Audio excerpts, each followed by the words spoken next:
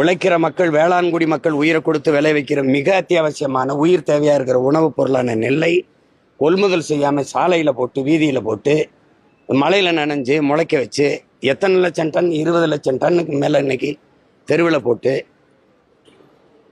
உங்களை பார்த்துருப்பீங்க, சுடுகாட்டில் இருக்கிற இதில் ஒண்டி அடுக்கி வச்சு அதை பாதுகாக்கிற நிலைமையில் இருக்கு. நீங்க அதிகபட்சமா ஒதுக்குறது 4 கோடி தார்பாய் வாங்கி மூட. ஆனா உங்க சமாதிக்கு எத்தனை கோடி செலவழிச்சிருக்கீங்க? நீங்க கட்டுற ஒவ்வொரு கட்டடங்களுக்கும் யாரு கேட்டது? இதெல்லாம் எது அத்தியாவசியம்னு கூட தெரியாதா? யோசிச்சு பாருங்க. பதவி என்பது மக்களுக்கு சேவை செய்யத்தான் என்று கருதாதவன் கையிலே ஆட்சி அதிகாரம் இருந்தால், மக்களின் நலன் என்பது கனவாகத்தான் இருக்கும், கேலிக்குறியாகத்தான் இருக்கும்னு தெய்வ திருமகன் தாத்தா முத்துராமலிங்க தவிர சொல்றாரு. அதானே நடந்துகிட்டு இருக்கு. இன்னைக்கு நேத்தான் நடக்குது.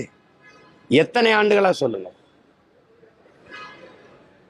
எத்தனை ஆண்டுகளா சொல்லுங்க. உங்களுக்கு மனச்சான்றுன்னு இருந்தா நெல்லை தெருவில் போட்டு முளைக்க விடுவானா ஒருத்தன்? மழையில நனைய விடுவானா ஒருத்தன்?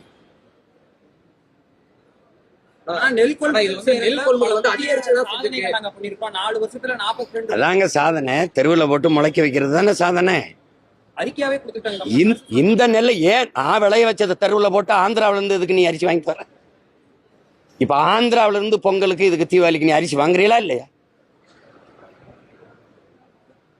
போன தடவை பொங்கலுக்கு குஜராத்ல இருந்து வாங்கிட்டு வந்தீங்க வெல்லம். ஏன் என்கிட்ட கரும்பு இல்ல? நான் வெல்லம் காய்ச்சல? நான் விளைய வைக்கல அரிசி, நெல்லை விளைய வைக்கல? என்கிட்ட அரிசி இல்ல? எது குஜராத்ல இருந்து வாங்கிட்டு வந்தீங்க? அரசு தரப்புல இருந்து நெல் கொள்முதல் அதிகரிச்சிருக்கிறோம், இது வாக்குக்காக இந்த மாதிரி தவறான தகவல்களை பரப்பிட்டு இருக்காங்கன்ற ஒரு தகவல். ஏங்க அப்பயா நீங்க இந்த கேள்வியை எழுப்புனீங்க? கொள்முதல் செய்யல, தெருவில் கிடக்கு, நாசமாகும் தெரிஞ்சான கேள்வி கேட்கறீங்க. அப்புறம் என்ன இப்படி இருக்கு? அரசு அப்படிதாங்க சொல்லும். நீ கொள்முதல் செஞ்சு பாதுகாப்பா குடவுனுக்குள்ள நீ வச்சிருந்தா, கிடங்குல சேமிச்சிருந்தா, எதுக்கு வீதியில கிடக்குது? அப்படி